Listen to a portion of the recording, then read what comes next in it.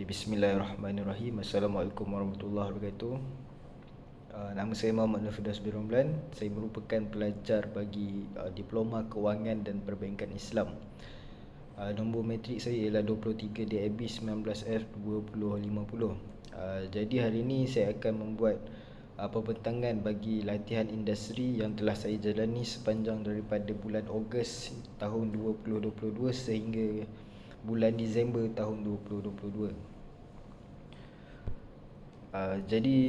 Saya menjalani latihan industri di Pusat Khidmat Ahli Dewan Negeri Gombak Setia N17.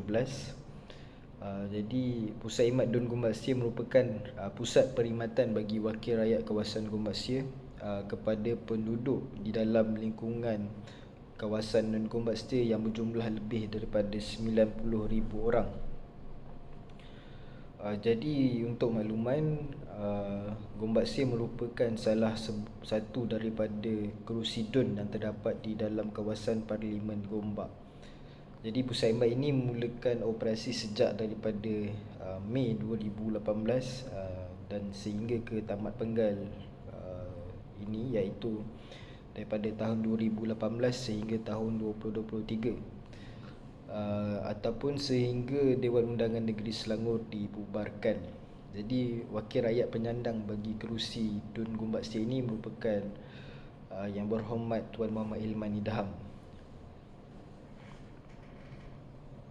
Jadi sedikit latar belakang tentang organisasi ini.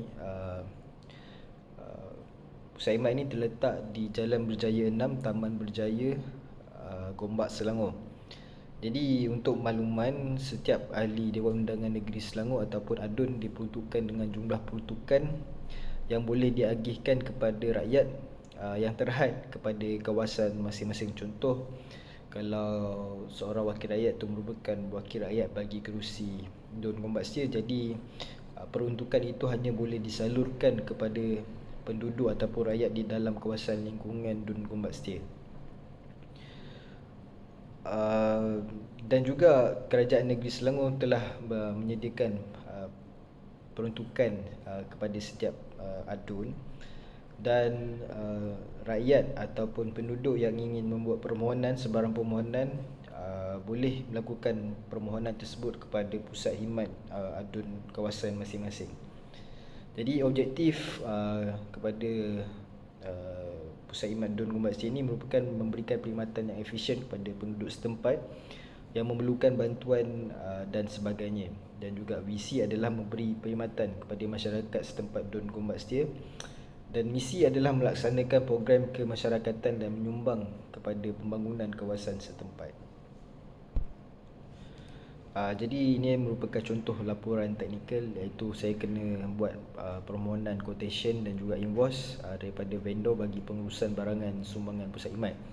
Jadi kalau kat sini boleh tengok jumlahnya agak besar, dan saya telah diberikan tanggungjawab serta kepercayaan untuk menguruskan transaksi ini. Jadi yang seterusnya adalah tentang membuat checking delivery daripada vendor. Jadi kami di sini ada sistem yang kami kena patuhi, iaitu kalau barangan dihantar oleh pembekal kepada pusat khidmat, kita kena buat checklist, ataupun kalau ada sesuatu perkara tu kita kena buat QC, quality check. Jadi ini adalah contoh checking delivery yang telah kita buat. Barang-barang yang diterima dan juga barang yang disertakan di dalam invoice adalah yang sama.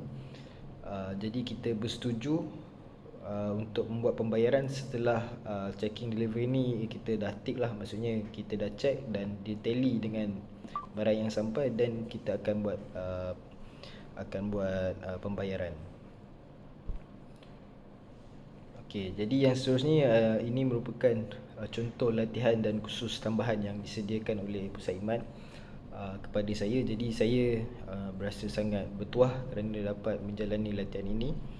Ia dapat membantu saya dari segi aspek pembinaan strategi dan juga contoh membuat sesuatu kempen-kempen yang memerlukan sokongan daripada orang awam dalam membantu gerak kerja kempen tersebut. Jadi seterusnya ini merupakan contoh menguruskan permohonan bantuan pusat khidmat seperti kalau pelajar ataupun mahasiswa ataupun pelajar sekolah, dia akan membuat permohonan untuk laptop, printer dan sebagainya. Dan juga kalau bagi golongan keluarga, dia akan membuat permohonan food bank ataupun bakul makanan. Dan kita akan menguruskanlah permohonan tu mengikut kepada SOP ataupun piawaian yang telah ditetapkan. Dan jika seseorang pemohon itu layak untuk menerima bantuan tersebut, kita akan uruskan secara segera dan kita akan berikan secara segeralah. Jadi tindakan-tindakan ini memerlukan respon yang pantas daripada pusat khidmat, kerana ia melibatkan kesusahan ataupun keperluan rakyat yang menginginkan atau memerlukan sesuatu perkara itu dengan segera. Jadi yang seterusnya adalah sebagai contoh, kadang-kadang kita berlaku situasi luar jangkaan. Sebagai contoh, banjir di kawasan Gombak, di kawasan kampung Sungai Cincin, ataupun tanah runtuh di Jalan Lama Batu 12. Ini adalah masih berada dalam lingkungan kawasan Dun Gombak Estate. Jadi jika berlaku keadaan kecemasan seperti ini, pusat khidmat kita telah bersedia dari segi aspek bakul makanan dan juga makanan yang dibekalkan secara segera. Maksudnya kalau katakan pada petang tu kita dapat tahu ada banjir di kawasan Gombak, kita dah uruskan dah makanan untuk kita prepare, pack food dihantar kepada mangsa-mangsa banjir yang kita akan datang pada malam hari lah. Jadi kalau urusan yang melibatkan ni, biasanya transaksinya akan melibatkan calling ataupun atas dasar kepercayaan dulu. Bila dah selesai kita uruskan, dan baru kita akan buat pembayaran. Okay, jadi yang seterusnya, ni menguruskan dan melakukan analisa kepada capaian penduduk setempat tentang program dan hebahan pusat khidmat. Jadi saya pun terlibat untuk dari segi hebahan, dan saya akan buat analisa lah berapa banyak capaian telah kita capai dari segi lingkungan penduduk di kawasan Gombak, dari segi hebahan program, hebahan poster dan sebagainya. Jadi ini antara merupakan working station yang ada. Kalau gambar pertama tu adalah merupakan bilik meeting utama ataupun dewan utama di pusat khidmat. Yang kedua adalah bilik meeting juga di dalam kawasan pusat khidmat ni untuk kapasiti yang kecil. Sebab kebiasaannya kalau melibatkan mesyuarat ni akan melibatkan jumlah yang besar dalam satu-satu kali mesyuarat tu.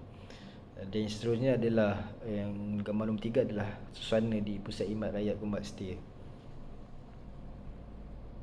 Jadi kesimpulannya adalah setelah saya menjalani latihan industri selama 1 semester, iaitu sejak daripada Ogos hingga Disember, telah banyak ilmu dan juga pengalaman yang telah saya perolehi, khususnya dalam bidang kewangan dan juga ilmu tambahan, iaitu kepada perkhidmatan kepada masyarakat ataupun orang awam. Persiapan dari segi fizikal dan mental serta keupayaan pemikiran amat dititik beratkan semasa menjalani latihan industri, dan ini sudah tentu akan membuatkan saya lebih bersedia ketika mula melangkah ke alam pekerjaan yang sebenar. Terdapat pelbagai aspek yang pada fikiran saya ia menyentuh segenap aspek dari segi khidmat bakti kepada masyarakat, disiplin, cara menguruskan transaksi kewangan yang melibatkan dana peruntukan dan transaksi yang berjumlah besar.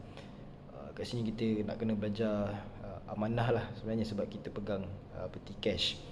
Selain daripada itu, saya juga dapat menimba pengalaman terus daripada pengurus pusat khidmat yang merupakan penyelia dan juga pegawai khas kepada wakil rakyat tempat saya menjalani latihan industri, dan saya menerima banyak tunjuk ajar dan nasihat daripada beliau dalam menjadikan saya seorang mahasiswa yang terpelajar dan juga jati diri Muslim yang baik, kerana aspek kerohanian dititik beratkan di tempat saya semasa menjalani latihan industri.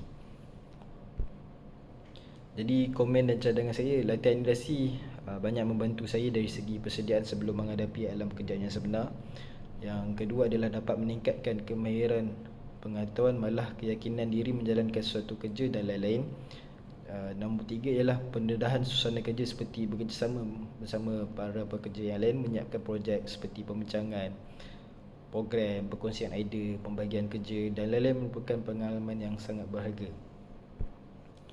Jadi cadangan saya adalah latihan industri ini perlu diperluaskan kepada jaringan dan juga syarikat serta organisasi yang berasaskan perkhidmatan, kerana dapat melahirkan serta membentuk jati diri mahasiswa yang menjalani latihan industri ini menjadi lebih baik daripada yang sebelumnya. Dan latihan industri perlu dikekalkan kepada setiap mahasiswa yang berada di tahun akhir kerana ia sangat membantu dari segi persiapan ke dalam pekerjaan yang sebenar. Jadi saya ucapkan terima kasih kepada Politeknik Nilai dan juga Pusat Imat Ahli Dewan Negeri Gombak Sia. Jadi itu saja daripada saya. Sekian, terima kasih. Assalamualaikum warahmatullahi wabarakatuh.